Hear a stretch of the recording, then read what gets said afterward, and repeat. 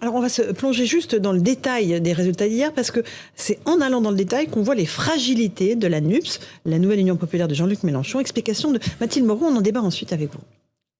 S'unir pour avoir plus de poids à l'Assemblée nationale. C'est la proposition faite par le leader de la France insoumise, Jean-Luc Mélenchon, malgré l'accord de la NUPES qui prévoyait que chaque parti puisse former son propre groupe parlementaire. La NUPES devrait se constituer comme un seul groupe au Parlement, de manière à ce que, sans aucune discussion possible, il soit établi qui mène l'opposition dans le pays. Demande rejetée par certaines voix d'Europe Écologie Les Verts, du Parti communiste et du Parti socialiste, notamment l'ancienne chef de file des députés socialistes Valérie Rabault. La gauche est plurielle, elle est représentée dans sa diversité à l'Assemblée nationale. C'est une force au service du peuple français. Vouloir supprimer cette diversité est une erreur et je m'y oppose. Avec 71 députés pour la France insoumise, 26 pour le Parti socialiste, 23 pour Europe Écologie Les Verts et 11 pour le Parti communiste, la NUPES se présente comme la deuxième force politique de l'Assemblée nationale. Gilles Maintré, Jean-Luc Mélenchon a tenté un coup. Il a dit allez, on va se mettre en groupe, on va rester en groupe à l'Assemblée, comme ça on pourra contrer l'Assemblement national. Mais ça n'a pas marché. S'il y a vraiment une caractéristique de Jean-Luc Mélenchon, c'est qu'il est mauvais perdant. Mauvais perdant. C'est-à-dire, c'était déjà le cas lors de la précédente présidentielle. Vous vous souvenez, il ne voulait même pas reconnaître ses résultats en 2017. Il a fallu attendre tard dans la nuit. Ensuite, là, la présidentielle, il a dit c'est pas grave, élisez-moi Premier ministre, comme si jamais il n'y avait pas eu de présidentielle. Et maintenant, il veut refaire à nouveau le match en disant comme s'il y avait une ambiguïté sur quel était le premier parti d'opposition, alors que c'est clair que c'est pas le LFI. Et donc, il veut refaire le match. Et bon, d'abord 71 sièges pour LFI, 89 pour le RN. Donc voilà. Il n'y a pas photo. C'est beaucoup plus que mauvais perdant. Le terme est trop gentil. C'est que profondément, dans le logiciel de Jean-Luc Mélenchon, il y a toujours contesté la légitimité de ce qui est sorti des urnes et des institutions. Le président minoritaire, il n'est pas vraiment élu, on n'a pas vraiment perdu, etc. Ils ont magouillé les chiffres. On triche, etc. Et c'est un anarchiste ? Non, anarchiste, non. Au contraire, c'est quelqu'un partisan d'un État très centré autour de sa personne. C'est pas du tout ça, l'anarchisme. Mais en revanche, on a envie de dire, c'est presque dommage pour lui, parce que quand même, Jean-Luc Mélenchon, il a réussi quelque chose d'extraordinaire.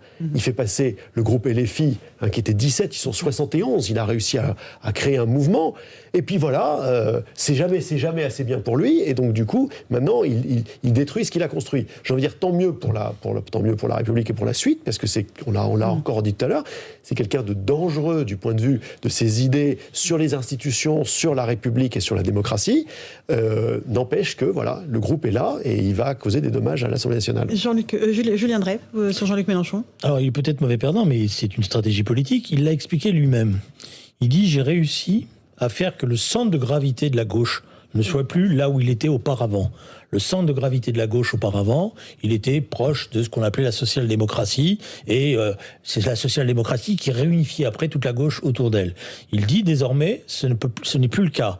Désormais, le centre de gravité, c'est moi. C'est ce qu'il a appelé lui-même, il l'a dit hier soir. Désormais, j'ai introduit dans la conscience des gens le terme insoumis qui sera ma marque de fabrique. Là, il projette d'ailleurs des choses qu'il a appris à travers les mouvements qu'il a fréquentés en Amérique latine. Et donc là, ce qu'il tente là dans les heures qui viennent de se passer, c'est qu'il essaye d'enfermer définitivement la gauche en la nupéisant totalement, et d'empêcher qu'une alternative politique à gauche puisse exister indépendamment de lui.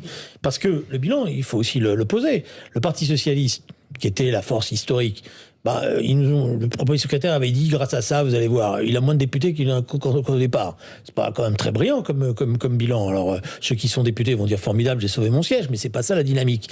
Donc, la question qui est posée, d'un certain point de vue, celui qui l'a bien posé, c'est Fabien Roussel, dès hier soir. Il dit, le leader du Parti communiste. Le leader du parti. Il dit, moi, je ne veux pas d'une gauche qui soit sous une tutelle politique qui n'est pas la mienne.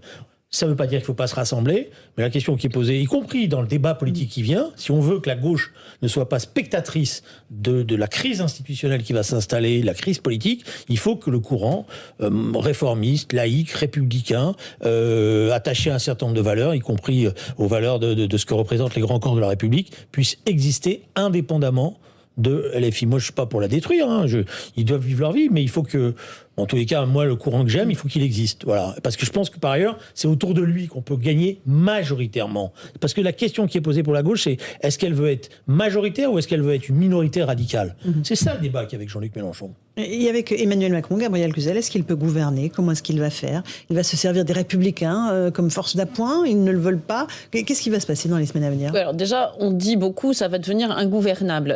Moi, je ne sais pas. J'ai vu que le précédent quinquennat, l'Assemblée était uniforme. Tout le monde avait, la majorité des députés absolus avaient le petit doigt sur la couture du pantalon. Et on voit que finalement, il y a eu les gilets jaunes dans la rue. Il y a eu des mouvements de rue.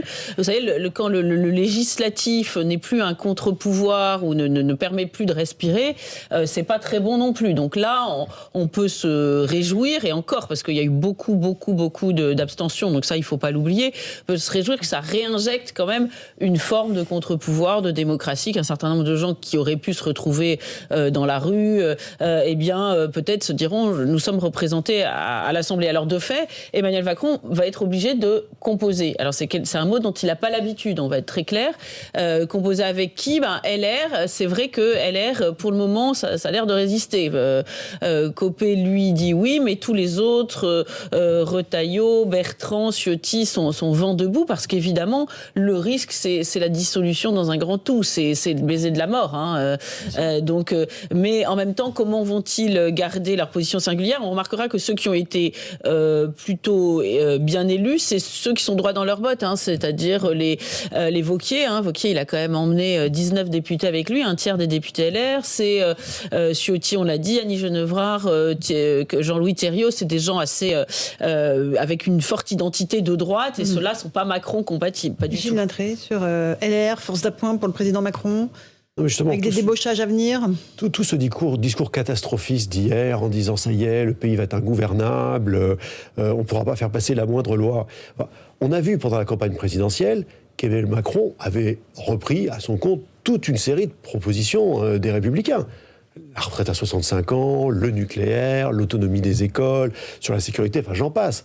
Donc, je pense que les députés LR n'auront aucun problème à voter des lois qui auront été inspirées par eux, sur lesquelles ils vont pouvoir faire leurs propositions, leurs amendements. Et donc, il y aura la possibilité de passer des lois.